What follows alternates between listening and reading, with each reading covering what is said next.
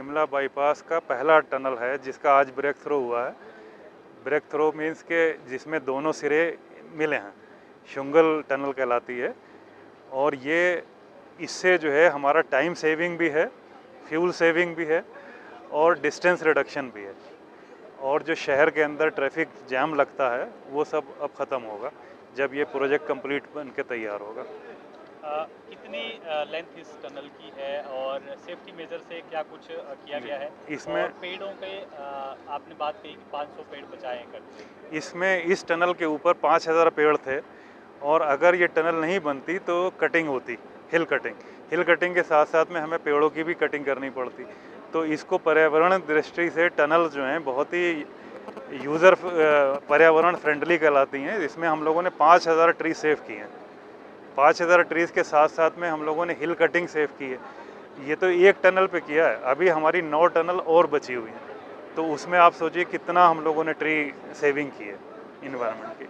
कितना टाइम बचत होगी जब ये प्रोजेक्ट आपका पूरा हो जाएगा, और कब तक का टारगेट रखा गया है? कब तक लोगों को सुविधा मिल जाएगी? ये दिसंबर 2026 में बन के तैयार होगा पूरा प्रोजेक्ट। और इसमें बहुत से चैलेंजेस आ रहे हैं। इसमें हमारे 2 ब्रिज ऐसे हैं कि जिनके एक ब्रिज में पिलर की हाइट है 150 मीटर। 150 मीटर का मतलब 2 कुतुब मीनार। और एक शकराल में ब्रिज बना रहे हैं, उसकी ब्रिज की जो पियर की हाइट है वो है 210 मीटर। 210 मीटर का मतलब करीब करीब 3 कुतुब मीनार के बराबर। तो आप अंदाज़ा लगाइए कि कितना हम लोगों को चैलेंजिंग वे में काम कर रहे हैं। और इसमें जब हमारा प्रोजेक्ट बन के तैयार होगा तो 2 से ढाई घंटे हमें सेविंग होगी और करीब 15 किलोमीटर की डिस्टेंस सेव होगी। तो आप जो टूरिस्ट है या शिमला के लोग हैं जो कैथली घाट से दिल्ली जा रहे हैं तो उनका पेट्रोल कम से कम 2 से 3 लीटर डीजल या पेट्रोल की सेविंग होगी। ट्रैफिक भी बचेगा और जो वेहिकुलर पोल्यूशन होता है इनसाइड द सिटी वो that will also be reduced. जो सेफ्टी ऑडिट्स है वो अभी डीएमआरसी से कराया और we are following international norms for tunnel safety.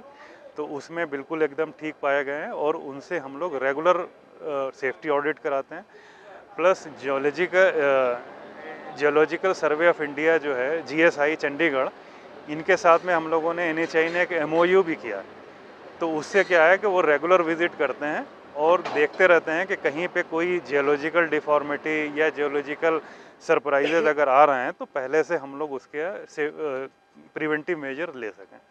यानी जिस तरह का डिजास्टर हिमाचल प्रदेश में पिछले साल हुआ था जी, अगर टनलिंग को अपनाया जाए तो मानते हैं कि थोड़ा जितना नुकसान होता था हुआ है उस तरह का नुकसान नहीं होगा, उससे बचा जा सकता है। बिल्कुल बिल्कुल। देखिए टनल का एक खासियत यही है कि ऑल वेदर कनेक्टिविटी के साथ साथ लोगों का जो ट्रैवलर होते हैं उनका एक डर होता है कि लैंडस्लाइड का कहीं पे आएगा तो पत्थर ना आ जाए। तो उससे वो सेफ्टी है टनल के अंदर। जब हम हिल कटिंग नहीं करते हैं तो हमारी लैंडस्लाइड भी कम हो जाती हैं, क्योंकि एक बार जब हिल कटिंग करते हैं तो वो स्टेबलाइज होने में that takes time, 6 year 7 year, वो धीमे धीमे अपने आप स्लोप एडजस्ट होता है।